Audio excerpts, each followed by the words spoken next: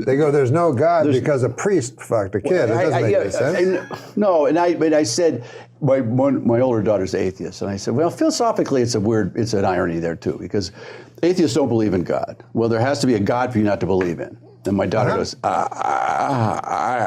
You know, him disparaging his daughter on a live show like this, I don't know if that really speaks too well of Tim Allen. I'm guessing that his daughter's an adult and maybe she doesn't have a problem with it. I know that I would be seriously hurt, like if my father went on a live show and, you know, talked about how I was dumbfounded by something that happened to him or some argument that he made and I couldn't answer it like right on the spot. But this is a really dumb argument that he just made here. It's like, oh, well, there's got to be a God for you not to believe in him in order for you to not believe in him. There exists this idea of a Christian God, and we reject that idea. That idea does exist, but that doesn't mean that that idea comports with reality. You could do this for any other mystical creature that is said to have existed, like the Loch Ness Monster. Well, you know, there's got to be a Loch Ness Monster for you not to believe in order for you not to believe in the Loch Ness Monster.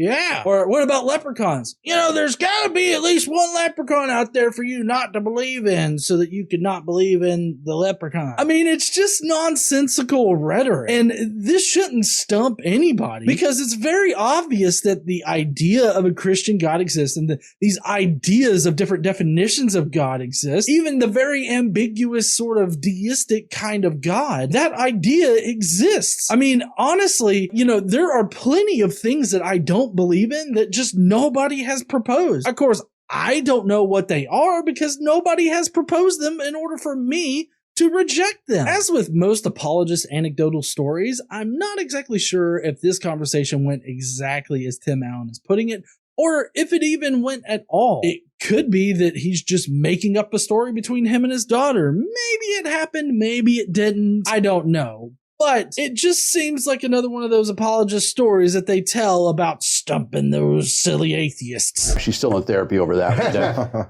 No, I always wonder about that because, and also the atheists are usually choosing a God not to believe in. You have to have a God not to, otherwise. Like Dawkins doesn't believe in a Christian God specifically. Yeah, exactly. Well, that's because he mainly deals with Christians, but Dawkins also doesn't believe in the Muslim God. Dawkins doesn't believe in any God definition that you could drum up. But that's also why I tend to at least explicitly state the nuance to my atheist position. Because as far as specific God definitions go, like the Christian God, the Islamic God, any other gods out there that we currently have religions based around, I would be considered a Gnostic atheist on those particular definitions. But as far as a general idea of God or this deistic type of God, I would say that I'm an agnostic atheist. That means that I don't know whether or not a God exists, but I don't believe in one. And as far as specific definitions go, I know those don't exist because all of their descriptions do not comport with reality. Nothing that is said about them seems to match up with how we know reality operates. And I mean, there are plenty of definitions of God that both of these guys probably don't believe in. I mean, it's kind of contradictory to believe in the Christian God, but also the Islamic God and also like the Jewish version of God. And just between those, even though they're all related, it would still be kind of contradictory to believe in all three at once. So my guess is that they have good reason to reject those definitions of God. And it seems like they're having trouble extending that kind of reasonable and rational thought to atheists who are just not convinced by the positions that they hold. If God is unlimited, which you have to agree kind of rationally, that's what a God. How would God ever deal with limited us? It's very difficult. Every time God has tried to speak to us, that person got killed.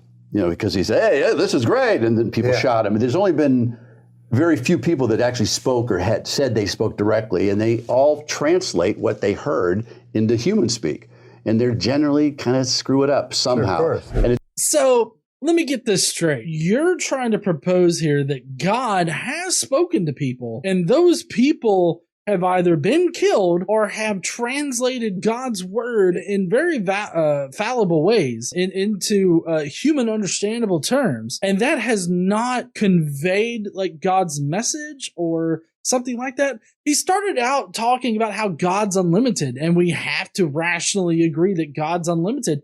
But I don't understand why we have to rationally agree that God is unlimited. I don't understand that particular argument. And if he is unlimited, then why does he limit himself to speaking on our level or trying to communicate on our level? Like, why would he create a species that he can't communicate with? But also in your own Bible, you have God directly speaking to several people that are not killed. Adam and Eve, God directly speaks to them in the Bible.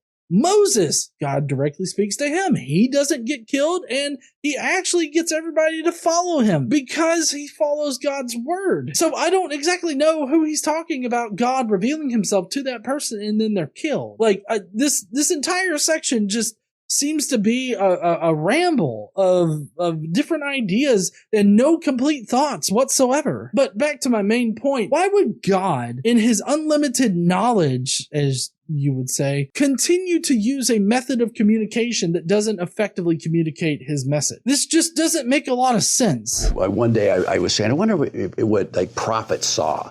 And then God, imagine that if God said, listen, if I show you what's really going on here, you're going to go, oh, that's stupid. Yeah. And then you're going to try to tell people. Yeah. And the third thing is you just won't want to be here anymore. This won't mean anything. So you got to. So basically, what I feel like you're saying with this analogy between the magician and God is that God's like a magician. If you ask God to reveal how his magic works or how he does the things that he does, then all of the wonder and splendor of life will just be gone. Like, you'll think, oh, that's stupid. I mean, is that what you're trying to say? Because that doesn't make a whole hell of a lot of sense. I mean, we have an entire discipline that's dedicated to discovering, like, nature and how it works. And so if God does do magic in this world, we definitely want to know it. It doesn't matter how stupid it may seem. Like, with the magician's trick, it wouldn't be stupid. It would be like, oh, it's that simple? Like, if you sit there and think, oh, that's stupid that he can, do that magic trick and it looks like, he ripped it up and then he put it back together. Like, that would be the coolest thing to me. Like, that doesn't rip the splendor out of that magician's performance. Also, I get why magicians don't really reveal like how their tricks are done, because then it does take like the awe and wonder out of the magician's trick. But you see, the problem is that with God, his whole magician's handbag is just nature. At every single point in history, anything that we've attributed to God as like an explanation has always been revealed to be nature. And the actual natural process of these things like precipitation, lightning, how universes form or how solar systems form, how planets form, all of these different things that religion seems to sap the splendor out of by using God did it is always so much more interesting when we know the natural process behind it. Like knowing how lightning works instead of just saying that God was pissed off one day, or knowing that thunder is the sonic boom of a lightning strike. And knowing how sonic booms work and how air pressure and sounds work and how our ears work, that is so much more beautiful and has so much more splendor in it than just saying, God did it! And I ain't gonna think too much about how God did it because then that would take all the splendor out of life. I have to think that God makes it rain and causes hurricanes to defeat the gays. Like, I'm not saying that Tim Allen's saying that, but I mean, that's the kind of thinking that generally goes around with, we don't need to question God in his ways, okay? He wanted that baby to have bone cancer, so we just have to trust that he knows what the fuck he's doing. Like, it's just stupid shit like that normally surrounds this particular type of argument, I guess.